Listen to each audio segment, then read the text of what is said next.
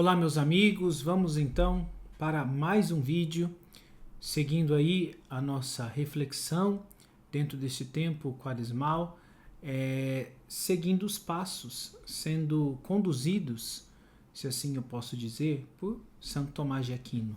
Tá? Então hoje eu trago aqui para vocês um comentário de Santo Tomás de Aquino ao Evangelho de São João. Nos vídeos anteriores eu trouxe aqui um comentário de São Tomás de Aquino ao Cântico dos Cânticos e nos outros são trechos da Suma Teológica.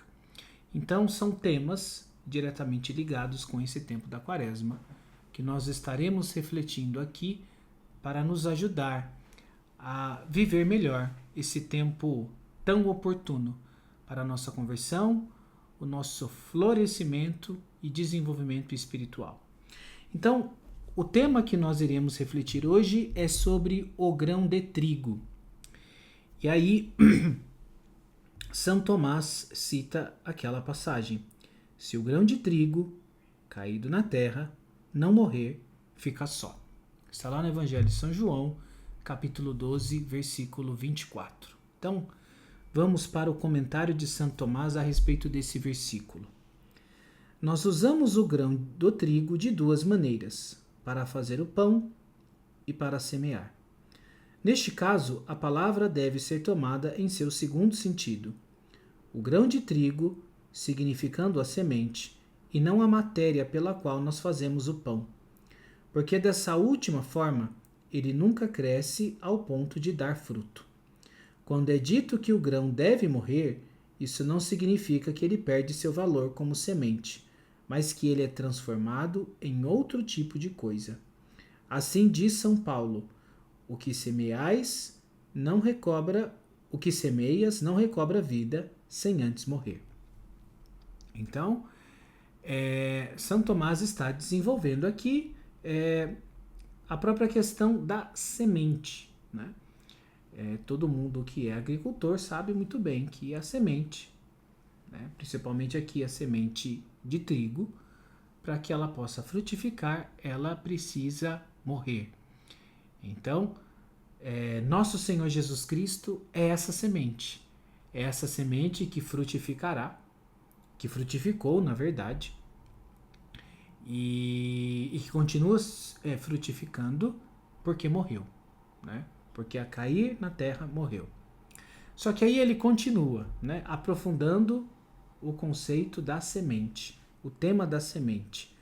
A palavra de Deus é uma semente na alma do homem, na medida em que é algo introduzido em sua alma por palavras ditas e escutadas, a fim de produzir o fruto das boas ações. A semente é a palavra de Deus.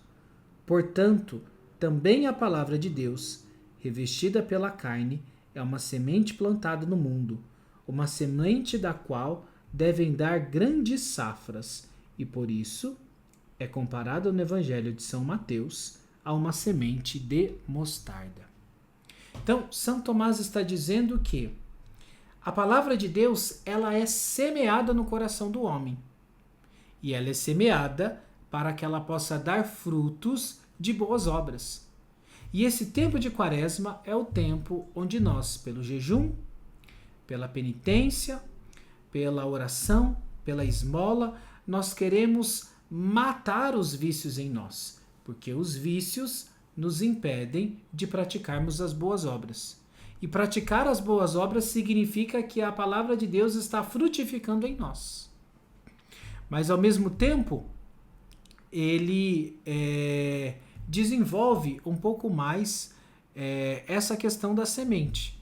Ele vai dizer que Cristo Jesus é a semente encarnada que foi plantada nesse mundo e que morreu, e que da sua morte vem uma grande safra, né?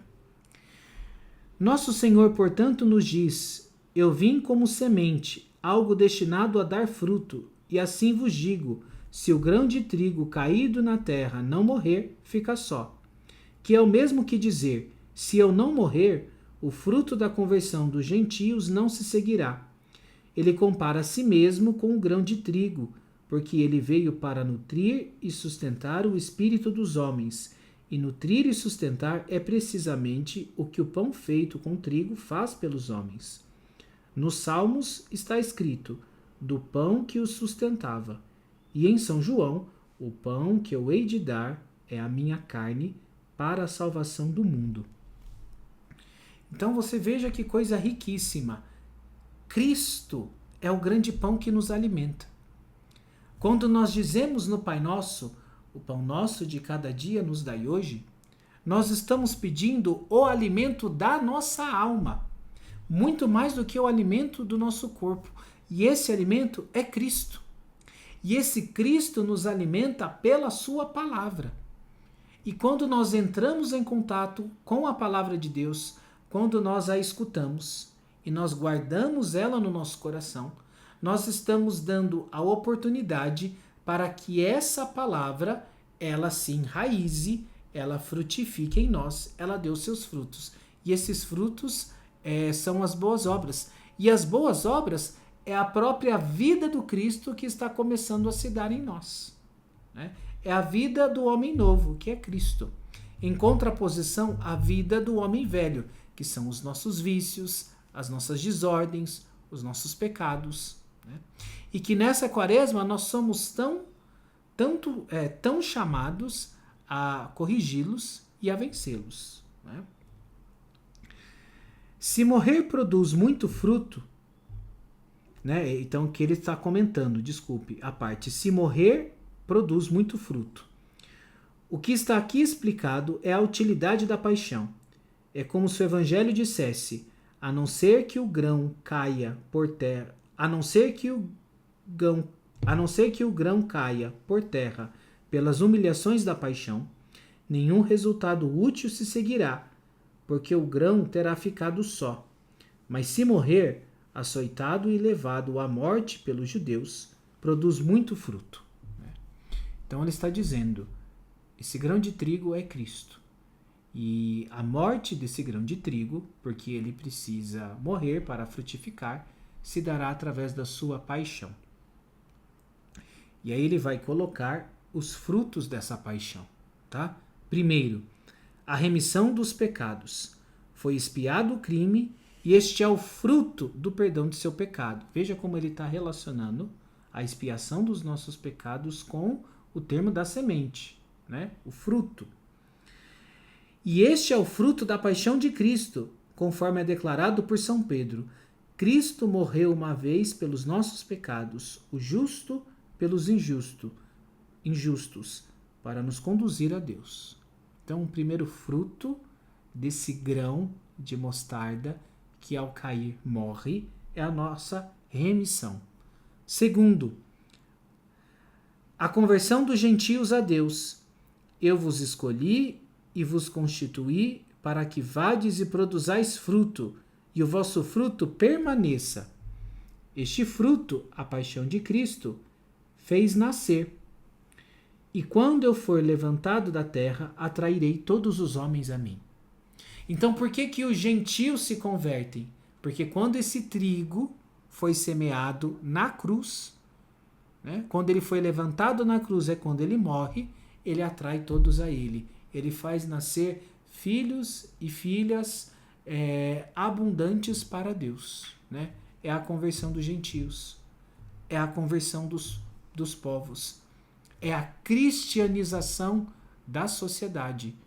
Então nós só temos essa sociedade que nós temos hoje graças à evangelização dos povos. E tudo isso tem uma causa. Essa causa é a semente de mostarda, que é Cristo, que na sexta-feira da paixão, ela morreu por nós e sendo elevada na cruz, atraiu a si filhos e filhas. E o terceiro, o fruto da glória. É glorioso o fruto de bons trabalhos. E este fruto também a paixão de Cristo fez nascer. Por esse motivo, irmãos, temos ampla confiança de poder entrar no santuário eterno, em virtude do sangue de Jesus, pelo caminho novo e vivo que ele nos abriu através do véu, isto é, através de seu corpo. Então, ele encerra com esse trecho da carta aos Hebreus. quando a carne de Cristo é rasgada na cruz, né? O que acontece, os próprios evangelhos narram isso. O véu do templo rasgou-se de cima a baixo. E o véu do templo rasgou-se de cima a baixo porque aquilo que era permitido uma vez por ano só ao sumo sacerdote dos judeus entrar, que era no Santíssimo, agora ele é permitido a todos os homens.